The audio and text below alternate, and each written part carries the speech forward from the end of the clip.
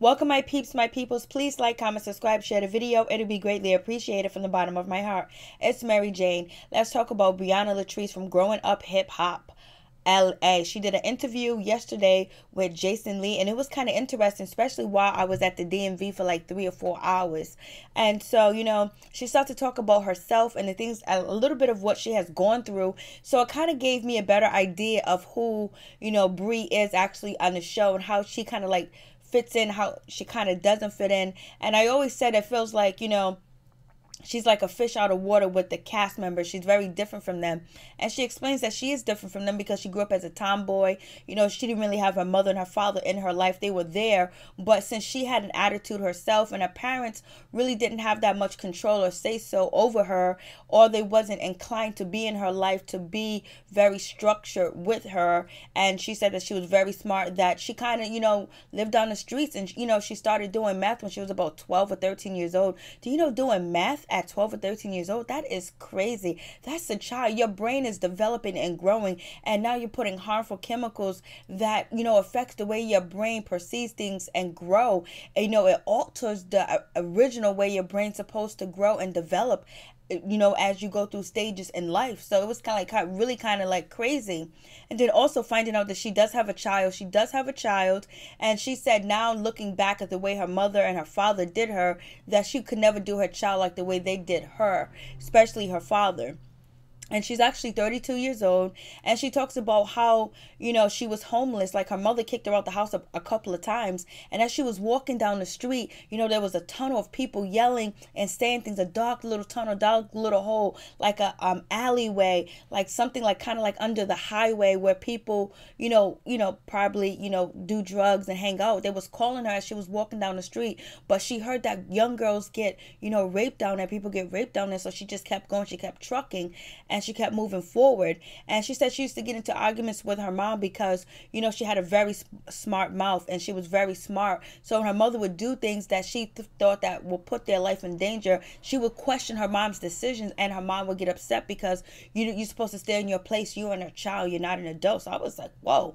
And that's true. You're supposed to. But when your child is actually kind of like smarter than the parents, and that's the issue, when your child is telling you that, hey, listen, we're in a dangerous position. Like this is bad. Like, sometimes some kids are very reasonable where if they see a bill get shut off or something happens, they'll question, what did you do? Because it clicks in their mind, because sometimes kids develop really fast and are really intuitive and very smart too as well. So she said she had that problem too, was growing up and her father wasn't around, and the only way that she could possibly get in contact with her father was through her mother. So since she wasn't talking to her mother, she couldn't get in contact with her father. And she was also talking about that, she was outside, handing pouring coffee for truckers on the side of the road. And they sometimes they call people like that lock lizard, but she wasn't in a truck and rest area. But she was out there at a young age, and it was just like, yo, it's just crazy just to hear that type of situation that she did go through. So she's totally different from Angela. She's totally different from like the rest of the cast members, Egypt, Vanessa, and Romeo. Like, she really had a hard type of life, and maybe that's why like she kind of connects with Dame, where Dame understands where she's coming from, because he lived a hard knock life too as well. But to be a woman too as well, to live a hard knock life and live on the street. And she said that she got on drugs because she ended up moving into a crack house, a dope house, a trap house, and if you fell asleep, anything can happen to you and you can be taken advantage of. So that's how she got on drugs, so she can stay up and she can stay awake. But it's just crazy that a child made this decision.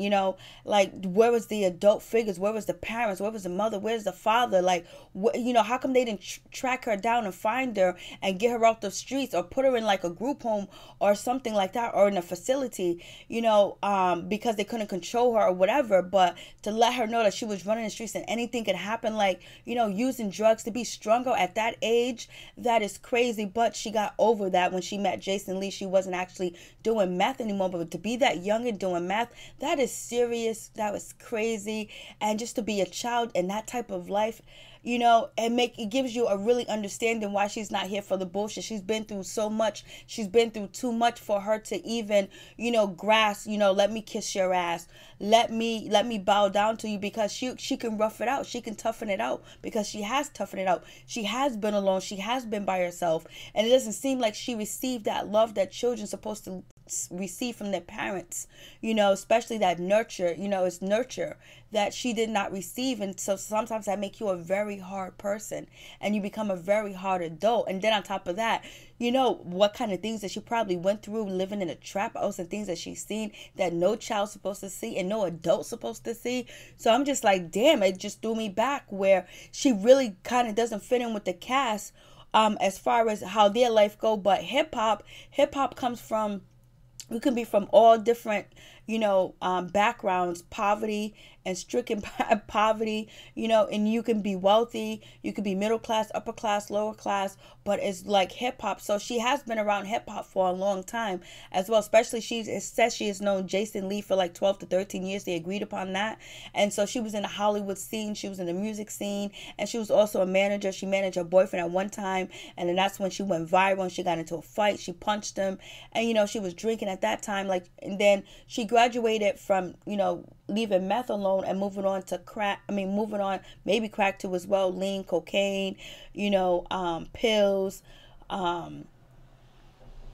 weed, alcohol, and things like that. Things that, she said, well, most kids in Hollywood do drugs. And then actually Jason Lee talked about, Bree actually, catching her house and her apartment on fire, trying to make some type of pizza or Cheeto or something. And she was intoxicated, and, she kind of like had the smoke detectors and the fire people come out because she was intoxicated. So she kind of lived a wild life, and she was out there in the streets. She said she grew up as a tomboy. She wasn't really girly. She didn't have too many girlfriends. So that explains why she's quick to, throw away her friendship with the people on the show. Maybe because they're not real, and maybe because it's just a work environment, but she's easy to cut people off and just not be bothered with the females on the show or whatever.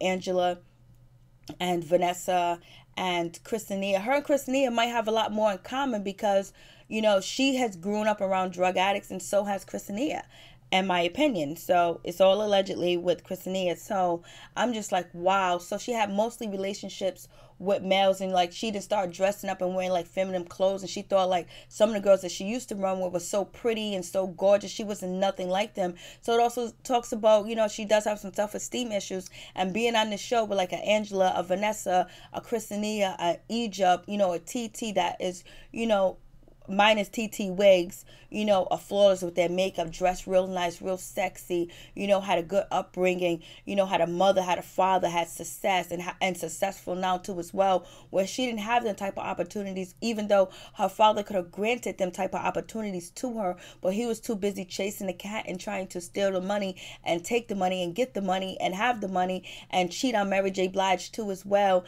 And he was an absentee father, and she said her and her father didn't really have like that father and daughter relationship. They're more like brother and sister. They call each other niggas, hey, what's up, dog, things like that, where it doesn't seem like they actually, it seems like more like they have a friendship than an authority figure, a fatherly figure, a loving figure, some a protection figure, because she had no protection. She had to protect herself out there in the streets. She said she couldn't call her father because she didn't have his number, but at one point in time he tried to come and tried to save her and help her, but it really didn't work out because he was trying to save and help her, and she was living with him for a little bit, and then he got involved with Mary J. Blige, and then everything went bad, and so then she was sent back to her mother. So it's like she played musical chairs with her mother and her father, and when she wasn't playing musical chairs, she was out there playing with the drug dealers and the drug addicts and the gangsters and people out there in the streets. And so that's how she learned to live. And then on top of that, she likes to fix cars. She's like a mechanic, or she likes old school cars and things like that. So that's very different from the female on the cast. So she's very different. But she also says that she met, how she got on the show was Mr. Ray. He introduced her to the producers and they wanted her to be on the show. She said no at first. She was like no, and her food stamp card fell out of her pocket, and she was like, EBT cards is we eat better off of you, we eat right off of you, or something like that. Eat better off you. eat better together, something like that. You know, something like that she said was really smart and witty too as well. But I must say, it looks like she was intoxicated. Like, you know, she smoked a few blunts and she had a few shots, she had a few drinks. You know, she probably got some downstairs in the studio. And it seems like she was kind of nice, you know, nice, but she wasn't like overly messed up. But she was nice. She was here and there. With the interview, where like she was trying to guard herself too as well, but she was also honest about, you know, the kids in Hollywood, they do these type of drugs all over the place. They do these type of drugs, and she's not the only person with these type of problems, but she's very different. So when she got introduced to growing up hip hop, they wanted her there, and so she started to film, and she was like, okay, you know, she kind of liked it, and she wanted to be herself. And then she talked about, you know, how they made her look like the bad guy, always showing up to the scene and starting trouble, because Jason Lee wanted to know, how come they're not telling the story of how you grew up and what happened to you? And she was like, I was really upset at the beginning that they didn't tell my story and things like that. They just made me look like the bad guy, so I just went with it. You know, it was paper, it's cheddar. She got to raise her kid and take care of child. And she looked very good for 32 years old, because I thought she was in her 20s. I thought she was like 20. I thought she was like 22 or 23. I thought, in my opinion, to me, she looks young. And so I was just like, wow. And, you know, and so she talks about the situation with Angela, and she talks about, like, you know, the reason why, you know, she had the problems with Angela. She met Angela through Mr. Ray or whatever, and then she was trying to kick her out the van and not let her get in the van and ride along. It was like, she said she felt like Angela pointed her out when it was this had nothing to do with filming. And then when they started to film, Angela acted like she didn't know her, and she was like, how do you not know me when you're one of the EPs of the show? You know who's going to be on the show, you know who the cast is, and missed me with that. And she was like, you know, when I said many moons ago I thought she was going to laugh and was going to brush off, but she took everything very serious. And so then after that, you know, they went back and forth. We all remember that. And then on top of that, you know, Angela said, oh, this is ghetto, this is ratchet, this is not Love and Hip Hop. And she also got on the phone and tried to call, you know, the head people, the producers, to actually remove her from the show. And she said she tried to mess with her bread and her money, but she really doesn't want to diss her or disrespect her, because she's actually very cool with JoJo. So I was just like, damn, like, you know, it was a lot going on. And right now she's having sex with a 26-year-old. She threw that up in the air. And then she has a boyfriend too as well, which is her boo.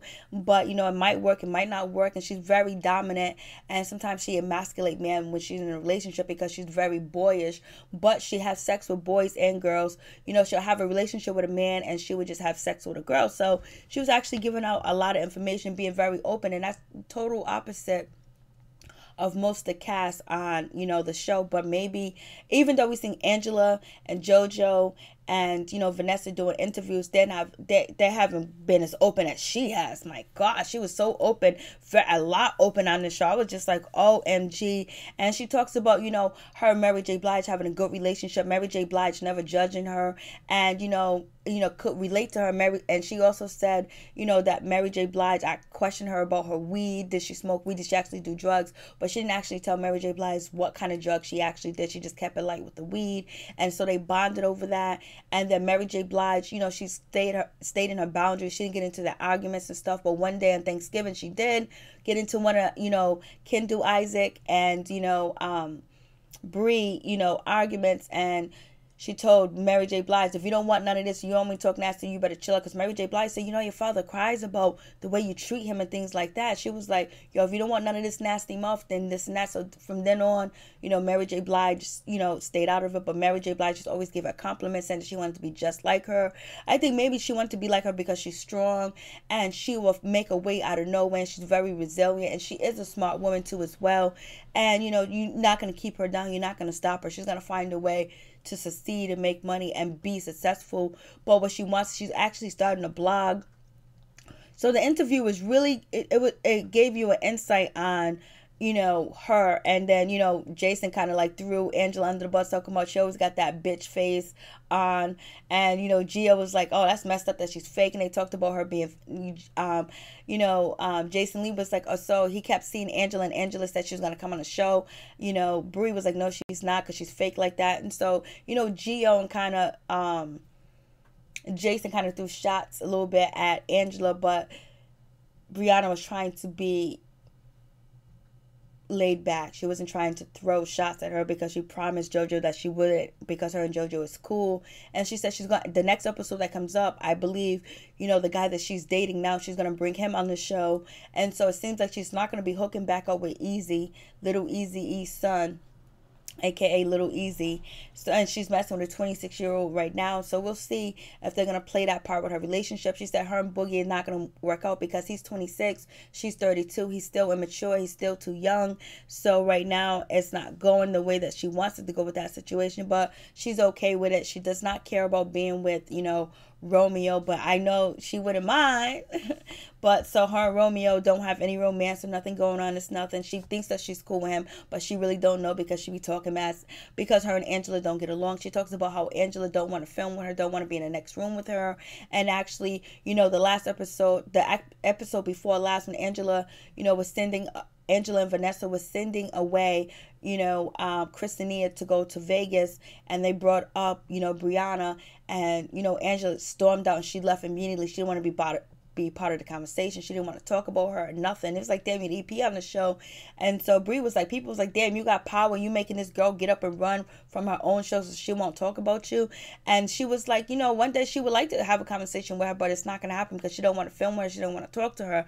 But if you see like the background that Brie comes from, I think Angela's very standoffish because of that. And then on top of that, she doesn't know what she's going to get from Brie, and she don't want Brie to embarrass her and make her look stupid as well. Then Jason Lee was like, do you want to fight, or would you fight her or whatever? She was like, nah, it ain't on that type of level.